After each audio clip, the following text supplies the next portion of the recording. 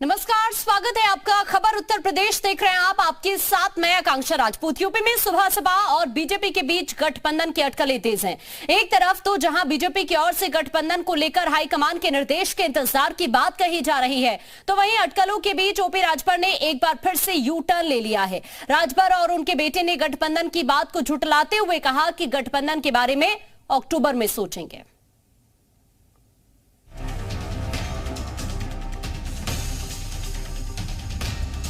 कहते हैं कि सियासत का ऊंट कब किस करवट बैठ जाए कुछ पता नहीं। ऐसी ही कुछ आजकल यूपी की सियासत हो गई है। अभी तक विपक्षी दलों को एक मंच पर लाने की अपील करने और खुद महागठबंधन के साथ जाने की बातें कर रहे थे ओम प्रकाश राजभर, लेकिन आज उनको लेकर जो खबर आई वो उनकी पार्टी और सुभासपा और बीजेपी के बीच गठबंधन का फॉर्मूला तय कर रही है। बताया जा रहा है कि दिल्ली में हुई बीजेपी के राष्ट्रीय अध्यक्ष जेपी नड्डा, गृह मंत्री अमित शाह के साथ यूपी बीजेपी के प्रदेश अध्यक्ष भूपेंद्र चौधरी के बीच हुई बातचीत में ओपी राजभर को साथ लाने का फॉर्मूला तय हो गया है। खबरें ये भी है कि ओपी राजभर को योगी कैबिनेट में अहम जिम्मेदारी सौंपी जा सकती है। साथ ही ओम प्रकाश राजभर के बेटे अरुण राजभर को गाजीपुर से बाई इलेक्शन लड़ाने पर भी सहमति बन रही है। हालांकि राजभर इस मामले पर अभी कुछ भी बोलने से साफ बचते नजर आ रहे हैं। और जहां तक सवाल 24 के चुनाव गठबंधन का होता है, तो 7 अक्टूबर 2023 गांधी मैदान पटना में वंचित शोषित जागरण महारैली हमने रखा है।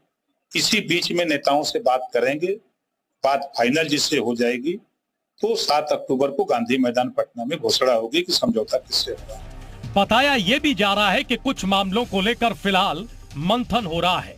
मसलन किस सिंबल पर राजभर लोकसभा चुनाव लड़ेंगे, इसे लेकर बात फंसी हुई है। इसी मामले को लेकर ही 2019 में राजभर एनडीए से अलग भी हुए थे।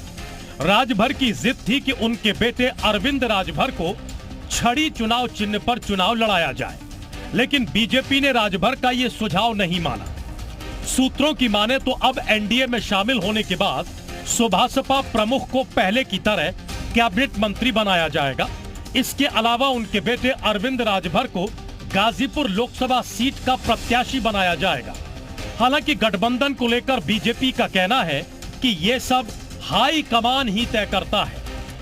केंद्रीय पार्टी को तय करना है, और लेकिन हम लोगों को जो वैचारिक रूप से हमारे साथ है, हमारे नेतृत्व में, मोदी जी के नेतृत्व में काम करना चाहता है, हम सबका स्वागत करते हैं। तो सर माना जाए इसी महीने कुछ बड़ा चेंजेस दिखने, केंद्रीय पार्टी को निर्णय करना। ऐसे में सवाल यह है कि क्या राजभर की विपक्षी दलों को एक मंच पर लाने की अपील और बार बार मायावती को विपक्ष का पीएम उम्मीदवार बनाने की मांग क्या राजभर की प्रेशर पॉलिटिक्स का हिस्सा भर थी?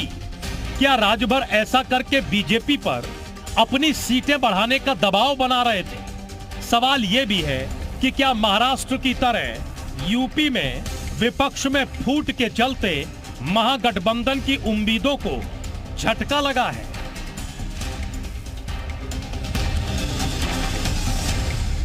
ओम प्रकाश राजभर की तरफ से अभी भी इसकी पृष्ठभूमि तैयार की जा रही, जबकि उनके बेटे अरुण राजभर का सीधे तौर पर कहना है कि आने वाले वक्त में यूपी की सियासत में कुछ बड़ा होने वाला है। अब देखना होगा कि यूपी की सियासत के मास्टर प्लेयर ओम प्रकाश राजभर का अगला रुख क्या होता है। गुरजली देशराज सिंह के साथ अजीत सिंह, जी मीडिया, लखनऊ। तो अब ये समझने की कोशिश करते हैं कि बीजेपी और सुभासपा अगर साथ साथ आते हैं तो फायदा किसको कितना होने वाला है, बीजेपी को क्या फायदा होगा और राजभर को क्या फायदा होगा। तो ये समझिए ग्राफिक्स के जरिए पूर्वांचल में पार्टी मजबूत हो जाएगी, बीजेपी को फायदा होगा और सत्ता के साथी बन जाएंगे राजभर, ये राजभर को फायदा होगा।